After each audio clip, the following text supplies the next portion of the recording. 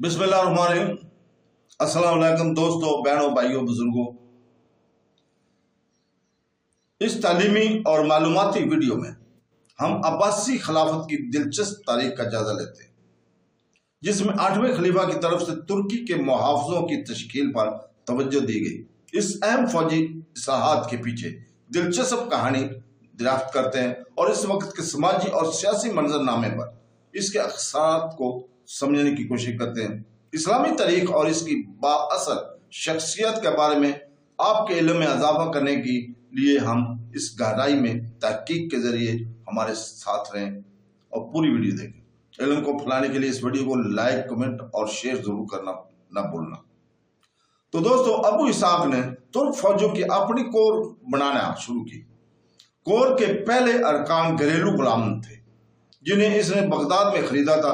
ممتاز general اشرق اصل میں باورچی تھا جنہیں اس نے جنگ کے فن کی تربیت دی تھی، لیکن جلد ہی ان کی تکمیل ترکی کے غلاموں کی جو مسلم دنیا کی سرحدوں سے براہ راست بھیجے گئے تھے وسطی ایشیا مقامی سامانی حکمرانوں کے ساتھ ایک معاہدے کے تحت یہ پرائیویٹ فورس چھوٹی تھی۔ الغالباً اس کے تحت یہ فعال ہونے کے وقت اس کی تعداد 3 سے 4 ہزار کے درمیان تھی، لیکن یہ انتہائی اہم تربیت یافتہ اور نظم و ضبط کی حامل تھی، اور اس نے ابو اسحاق کو اپنے طور پر ایک طاقتور آدمی بنایا، جیسا کہ المعروف مونتیزی سے مدد کے لیے اس کی طرف متوجہ ہوا۔ اس بار اٹورین ترک گارڈ کے لیے پہلی بار خصوصی فوجی وردی متعارف کروائی گئی تھی۔ طویل خانہ جنگی کے ابتدائی عباسی ریاست کے سماجی اور سیاسی نظام کو تباہ کر دیا۔ اب اینا دولہ ابتدائی عباسی ریاست کا اہم سیاسی اور فوجی ستون خانہ جنگی کی وجہ سے بہت کم ہو گیا تھا۔ ابنا کے ساتھ ساتھ برائے عرب خاندان مسلمانوں کی فتوحات کے وقت سے ہی صوبوں میں آباد ہوئے، اور توسیع شدہ عباسی خاندان کے ارکان نے روایتی اشرافیہ کا مرکز بنایا اور بڑے پیمانے پر عالمین کی حکمت کی۔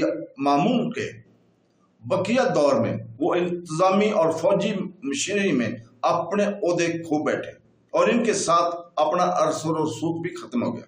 مزید برآں، جیسا کہ خلافت کے مشرقی نصف حصے اور عراق میں خانہ جنگی کی شروع ہوئی، مغربی صوبے بغداد کے کنٹرول سے بغاوتوں کے مسلسلے میں کھسک گئے، جس میں مقامی طاقتوروں کو مختلف درجنوں کے خود مختاری کا دعویٰ کرتے ہوئے یا خلافت سے مکمل طور پر الگ ہونے کی کوشش کرتے ہوئے دیکھا گیا۔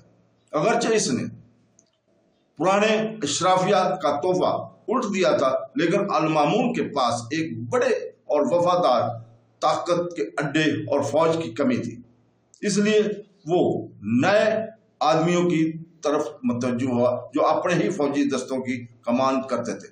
ان میں طیری شامل تھے، جن کی قیادت عبداللہ بن طیر اور ان کے اپنے بھائی ابو اسحاق کر رہے تھے۔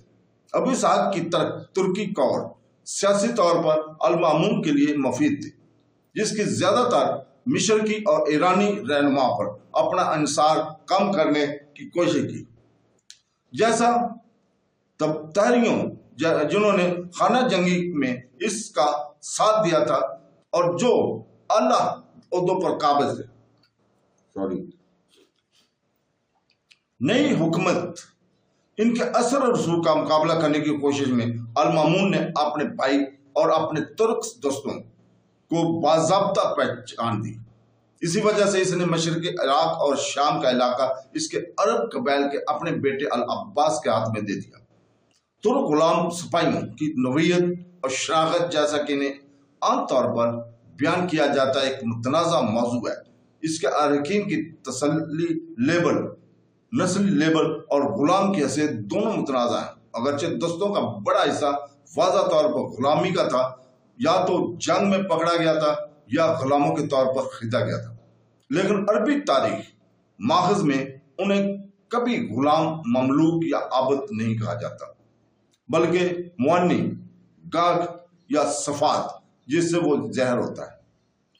تو دوستو، ان کو اس نظریے کو اس حقیقت سے تقویت ملتی ہے کہ انہیں نقد तनख्वाह दी जाती थी। अगरचे कोर के अरकान की इज्तिमाई तौर पर सिर्फ तुर्क कहा जाता है, तुर्क ज़राए के मुताबिक इब्तदाई अहम अरकान ने न तो तुर्क थे और न ही गुलाम, बल्कि वस्त एशिया से तल्लुक़ रखने वाले ईरानी जागीरदार शहजादे जैसे अल्फशीन और रोशोना के शहजादे जिनकी पैरवी की गई। पर्सनल रेडियोन्स, फारसी जागर, अरबी शगरिया, इस तरह तुर्की गार्ड एक्शन की तश्कील के पीछे मारकात वाज़ा नहीं है, जैसे कि अबू इसहाक को इस मकसद के लिए माली वसाइल दस्तयाब नहीं है। खास तौर पर इसकी छोटी उम्र के पेश नज़र तुर्कों का अबू इसहाक के साथ गहरा तल्लुक़ था और इससे आमतौर पर एक निजी फौजी दस्ते से ताबीर किया जाता है, जो इस वक्त के इस्लामी दुनिया में कोई गैर मामूली बात नहीं थी। जैसा कि मुअर्रिख मेटोगोराटन बताता है, ज़राए कुछ अशारे फरमाया करते हैं कि तुर्कों की असल फैरनी शायद अल-मामून ने शुरू की या इसकी हौसला अफजाई की गई, जो कि फर्स्ट एशिया शहजादों को भर्ती करने का मुखर जिक्र के अमूमी पॉलिसी में एक हिस्से के तौर पर और इनके अपने फौजी दस्ते इसके दरबार में इसलिए ये मुमकिन है कि ये गार्ड असल में अबू इसहाक के इक़्तिदार पर तश्कील दिया गया, लेकिन ये जल्द एक खलीफा की मंजूरी और हमायत हासिल होगी। इसके बदले में इसे अल-मामून की खिदमत में रखा गया। तो दोस्तों, अल्लाह हाफ़िज़।